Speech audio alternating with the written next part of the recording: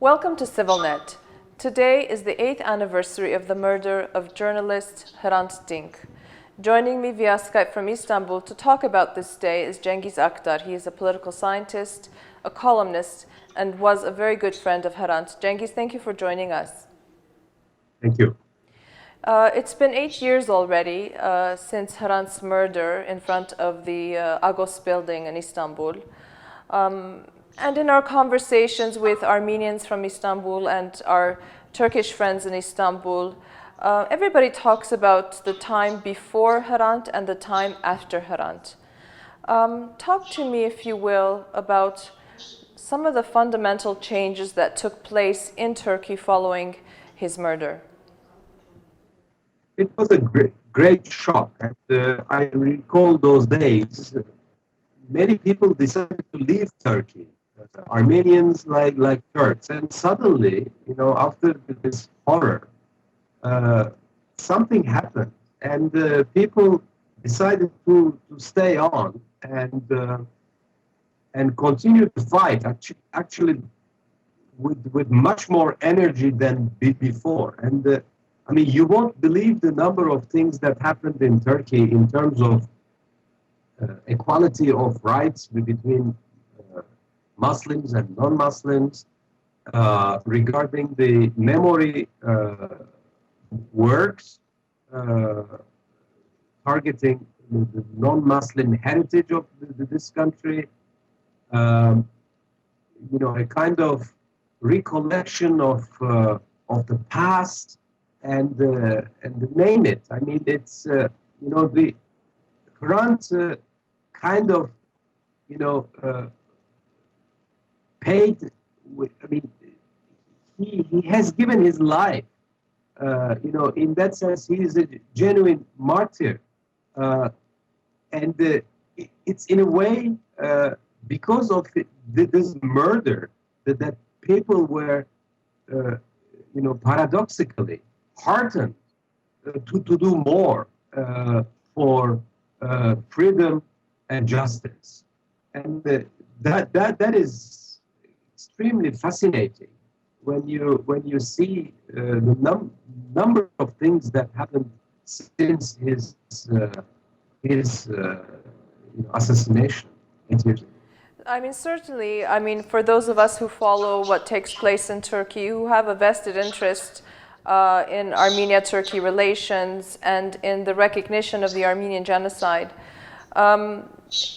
we often talk about this in abstract terms, that the things that changed in Turkey, and certainly things have changed in Turkey. Today, people say things that they wouldn't have said 10, 15, 20 years ago.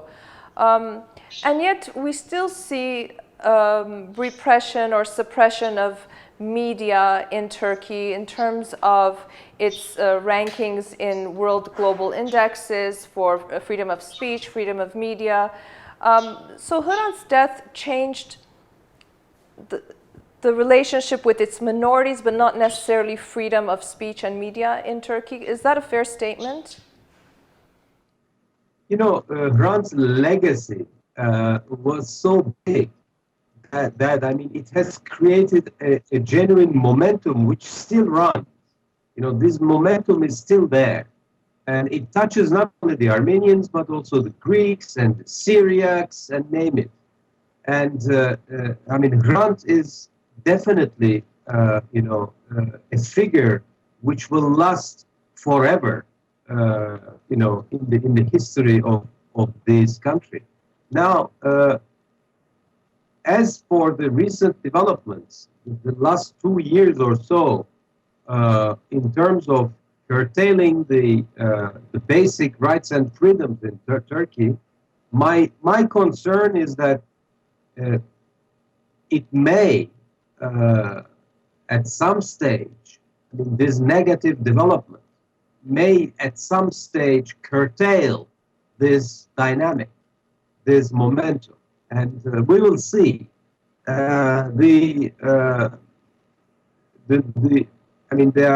So far the government is not putting any obstacles on this memory works. A very clear example, a very telling example, is the use of the word genocide. You know, it's still forbidden by the Turkish Penal Code, Article 305, and but people are using it. There is no prosecution against those who use the word. I mean, it's very symbolic and it's important. But we don't know what will happen in the months and years to come with the AK government, how they will evolve, and whether they will be tempted to curtail, you know, the basic rights and freedoms in this country. I want to touch briefly upon the ongoing trial court case to bring those who were responsible for Hrant's death to justice. 8 years later, it's been stalled. The main suspect is now being called as a witness. I mean, I don't want to get into the details, obviously, but the fact that the issue has not been resolved within the justice system, and even, I believe even his family has now stopped from going to the court trials because they see, or most of those who are close to Hrant or who do want to see change in Turkey, see that it has become rather, for lack of a better word, a farce. How do you, what is your opinion about that? Well, I mean, for the first time since 8 years, you know, the masterminds or those, you know, security officers who were directly or indirectly involved in the murder, you know, are targeted. And one has been arrested 3-4 days ago. His name is Zenit. And when Hrant was assassinated, we were, you know, we were listening to his phone conversations regarding the murder. I mean, it was so obvious that the guy knew about it. So finally, after 8 years, he got arrested. We don't know, I mean, but he's a small fish. So we don't know where that will lead, whether we will know more about the big brains behind the murder. Time will tell, but I'm not very optimistic, frankly. And Cengiz, just as a final question, as I said, today is the 8th anniversary of Hrant's murder, and this is 2015. You know, 100 years of our pain and suffering as Armenians. It promises perhaps to be a watershed year. There are many in Armenia, in the diaspora, in Turkey that are hoping for some fundamental changes. And it's something, as you said, that Hrant died for. Do you think that something will change this year for the centenary of the Armenian genocide? As far as the Turkish government is concerned, I'm afraid not. I mean, when we a few days ago, the Turkish president invited the Armenian president, Mr. Sarkisyan, to the commemorations of the Dardanelles battle, which happened in March and April 1915. I mean, it's a black humor. I mean,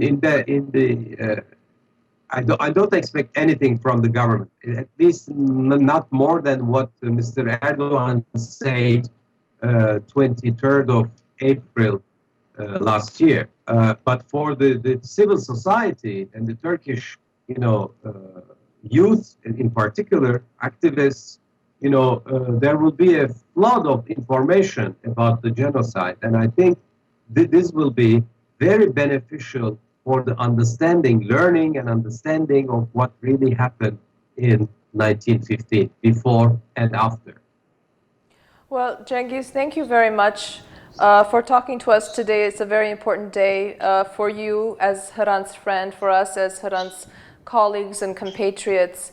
And we look forward to talking to you, and I'm sure ahead of April 24th, we will also be talking and seeing you. So thank you very much. Thank you. I'd like to remind our viewers that my guest via Skype from Istanbul was Cengiz Aktar, a political scientist and a columnist. Stay with CivilNet.